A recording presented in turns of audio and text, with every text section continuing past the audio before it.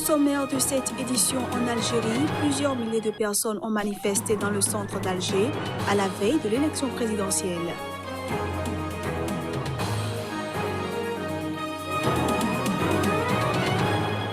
L'ancien président gambien Yahya Jammeh est toujours adulé par une partie de la population, malgré les témoignages accablants qui se succèdent devant la commission Vérité et Réconciliation.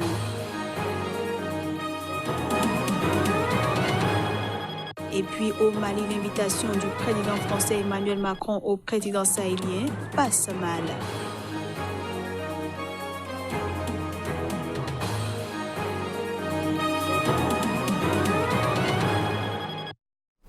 Merci de toujours préférer Sika TV pour vous informer. À toutes et à tous, bienvenue. Massivement rejeté par le mouvement populaire de contestation du régime qui agite le pays, l'élection présidentielle s'est ouverte ce jeudi matin en Algérie. Même si aucun sondage n'a été publié, les observateurs s'attendent à une abstention très importante. Après pratiquement 10 mois d'une contestation populaire massive et inédite ayant emporté le président Abdelaziz Bouteflika, les Algériens votent ce jeudi pour élire son successeur lors d'une présidentielle perçue comme une manœuvre de survie du régime.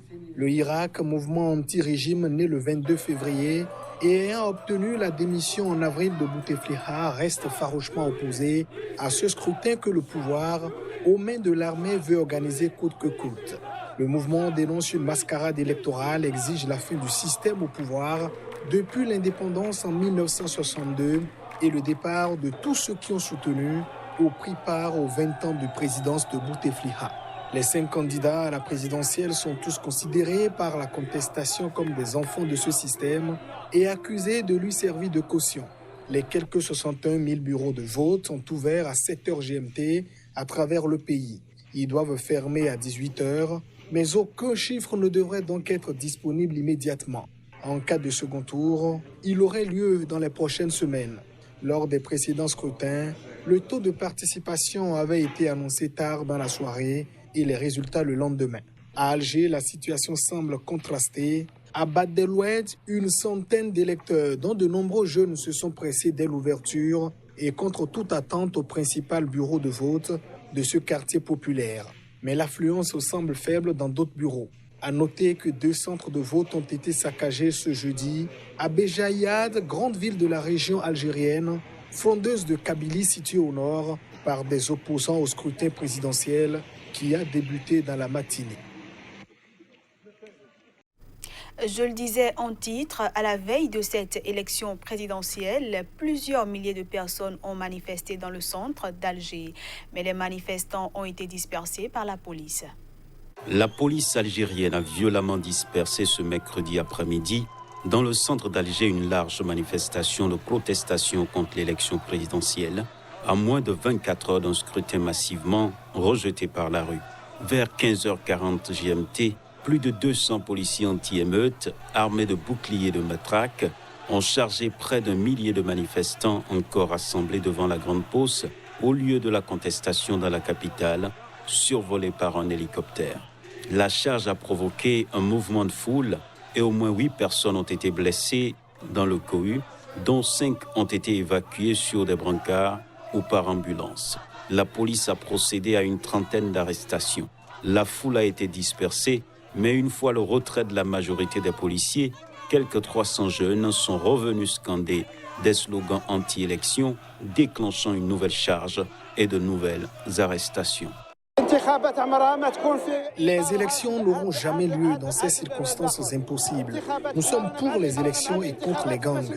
Normalement, les élections sont organisées par la volonté du peuple et jamais contre. Nous sommes pour des élections, mais nous sommes contre ce gang. Ce gang doit partir. Ces élections ne répondent pas aux aspirations du peuple algérien. Le peuple algérien dit tout le temps pas d'élections avec les gangs. Ces élections ne sont que recyclage du régime de Bouteflika et même du régime qui le précédait, qui à chaque fois que le peuple s'est soulevé a tenté de récupérer son pouvoir en vigueur depuis 57 ans. Des manifestations réclamant l'annulation du scrutin se sont aussi déroulées ce mercredi en province, notamment à Constantine, deuxième ville du pays, Béjar, Tlemcen, ainsi qu'à Bouira et Tizi Ouzou, ville de la région de Kabylie. 3 ans après s'être fait chasser du pouvoir, l'ancien président gambien Yaya Jammeh est toujours adulé par une partie de la population, et ce, malgré les témoignages accablants qui, depuis janvier, se succèdent devant la commission Vérité et Réconciliation, chargée d'enquêter sur les crimes commis pendant son règne. Alors qu'il vit désormais reclus en Guinée équatoriale, les militants de son parti, l'APRC, profitent de chaque occasion pour réclamer son retour. Le 1er décembre 2016, le dictateur gambien Yaya Jammeh perdait l'élection présidentielle. C'était la fin d'un régime brutal qui a duré 22 ans dans ce petit pays d'Afrique de l'Ouest enclavé dans le Sénégal. Mais 3 ans plus tard, des irréductibles adulent toujours l'ancien tyran, désormais exilé en Guinée équatoriale. C'est le seul président qui est capable de développer la Gambie. C'est le seul président qui sait de quoi on parle et qui nous comprend. Depuis près d'un an, les témoignages accablants se multiplient devant une commission Vérité et Réconciliation. Torture, exécution d'opposants, l'ancien dictateur est même accusé de viol. Mais ses supporters rejettent en bloc ces accusations. Ils assurent que l'ancien parti présidentiel, l'APRC, survivra à ce grand déballage. On le voit ici, et tous ces gens qui affichent leur amour pour lui. La commission Vérité et Réconciliation doit voir qu'il y a toujours des gens qui aiment l'ancien président. Pour son rassemblement annuel, le parti de Jammeh a attiré plusieurs milliers de personnes. Une démonstration de force pour un mouvement qui ne compte plus que 5 sièges sur 58 à l'Assemblée nationale. C'est une conséquence paradoxale de l'ouverture démocratique permise par son départ. Les soutiens de Jammeh se font entendre et ils l'utilisent comme symbole et comme cri de ralliement pour leur parti. Presque tous les soirs, quelques soutiens de Jammeh se donnent rendez-vous. Ils se réunissent dans la maison du nouveau chef du parti, Fabakary Tombong Jatta. La formation fait souvent courir la rumeur d'un retour imminent de l'ancien président. Il a le droit de revenir et il reviendra, si Dieu le veut. Il sera bientôt de retour, ce n'est qu'une question de temps. Il est presque sur le chemin du retour. Mais si Yaya Jammeh revenait en Gambie, il risquerait alors, très certainement, de devoir faire face à la justice. Le rapport d'Amnesty International publié ce mercredi est accablant. La région de l'extrême nord du Cameroun est confrontée depuis plusieurs mois à un regain d'attaques de djihadistes nigérians de Boko Haram. 275 personnes y ont été tuées, des civils pour la plupart, depuis le début de l'année. L'Organisation de défense des droits de l'homme, dans un communiqué, a fait des révélations inquiétantes. Au moins 275 personnes ont été tuées, d'autres mutilées ou enlevées depuis le début de l'année, avec le regain d'attaques de Boko Haram dans l'extrême nord du Cameroun. D'après Amnesty International, sur ces 275 homicides, 225 sont contre des civils. L'ONG affirme avoir mené une enquête de terrain dans la région camerounaise, cible depuis 5 ans d'assaut du groupe islamique. Des crimes de droit international et une série d'abus des droits humains commis par les djihadistes nigérians ont été documentés, à en croire la même source. Amnesty International rend notamment compte des pillages et incendies de maisons et de centres de santé, de même qu'elle révèle l'homicide d'un non-voyant et le cas de 3 femmes amputées d'une oreille. Beaucoup de personnes ont déjà été témoins d'attaques de Boko Haram et ont perdu des proches ou des connaissances. Les corps de 3 villageois qui avaient été kidnappés vendredi avec une femme par Boko Haram ont été retrouvés décapités. 2 jours avant, 17 jeunes Camerounais, garçons et filles de 11 à 20 ans, avaient été enlevés par Boko Haram dans la même région. Ils n'avaient pas été retrouvés jusqu'à mercredi. Le Cameroun a dénombré depuis 2014 près de 13 000 attaques de Boko Haram sur son territoire qui ont fait plusieurs milliers de morts selon Yaoundé. Le message du président français conviant 5 homologues africains à une réunion autour de l'engagement anti-djihadiste de la France au Sahel est perçu comme une dégradante convocation par beaucoup dans les pays concernés. Dans les rues de Bamako, la présence militaire française au Mali est de plus en plus remise en question. Ce que j'ai à dire au président de la République Ibeka, c'est que quand il ira en France, qu'il dise à Macron la vérité, car on ne sait plus vraiment pourquoi les Français sont ici. La France met notre pays dans le pétrin et la guerre est de retour comme jamais.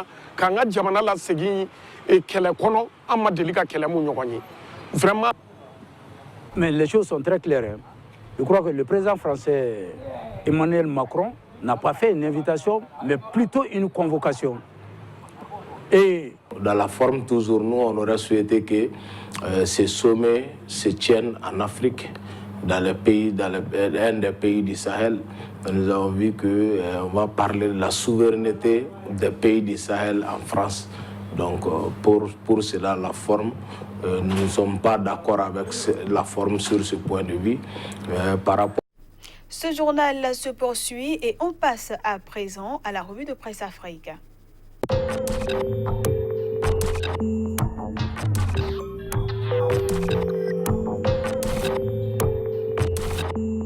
Bonjour à chacun et à tous et bienvenue dans la revue de presse pour le compte de ce jeudi. Au Burkina Faso, on a sacrifié à une tradition ce mercredi, le quotidien de titré « Célébration du 11 décembre à Tinkodogo, l'apothéose par la grande parade civile et militaire ». Autre information, le CEFOP, à propos de la convocation des 5 chefs d'État du G5 Sahel à Pau, le conteste, la forme et surtout le ton utilisé font de cette convocation une insulte au peuple des 5 pays concernés. Sidoya revient sur et titre « Célébration de la fête de l'indépendance, persévérance contre l'insécurité ». Et puis, convocation des chefs d'État à Pau, le CEFOP dénonce un mépris.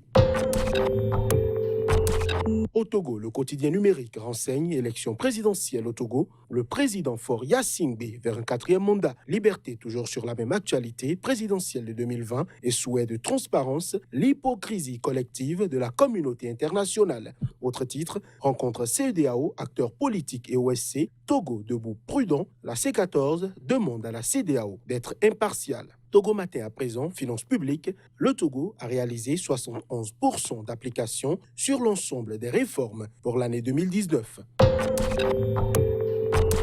En Côte d'Ivoire, Fraternité Matin renseigne en titre Conseil des ministres, 2 grands marchés couverts pour Boaké et Yopougon. Autre titre, visite officielle Macron en Côte d'Ivoire du 20 au 22 décembre. Le jour plus, quoi savoir et titre, brouille avec le RHDP, la descente aux enfers continue pour Guillaume Soro. Le nouveau réveil, 2e giga meeting de l'opposition à Yopougon, retour de Soro après 6 mois d'absence, 21-22 décembre, 2 dates à suspense à Abidjan. Le sursaut à présent, CPI, liberté conditionnelle, voici tout ce que la CPI interdit à Gbagbo.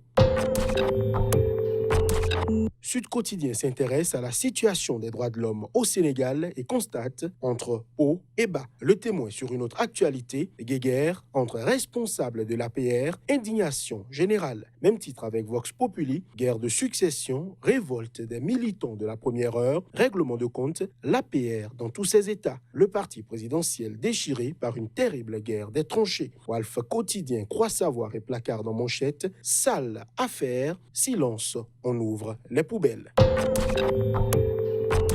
Au Cameroun, les élections à venir suscitent des remous. Cameroun Tribune, Parlement, une session extraordinaire convoquée à la demande du chef de l'État. Mutation, Assemblée nationale, irretraitable, les contradictions du président national du RDPC. Le soir à présent, DIT, le personnel réclame plus de 6 milliards à Vincent Bolloré. Le jour pour finir, le stade le plus cher d'Afrique, Olembe Gate, l'histoire, les acteurs, lire l'interview exclusive du ministre des Sports.